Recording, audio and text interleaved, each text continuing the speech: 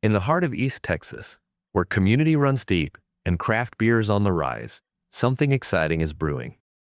Flying Jewel Brewing is opening soon in Longview, Texas, a town with rich roots and a growing thirst for quality local beer.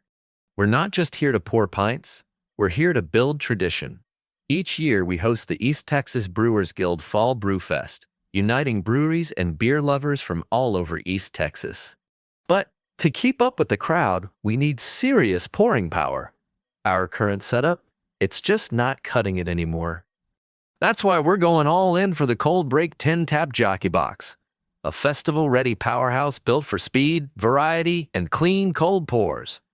With this game-changing gear, we'll serve more styles, shorten lines, and be the centerpiece of East Texas beer events for years to come. Flying Jewel Brewing, Longview's next great pour. Let the beer flow.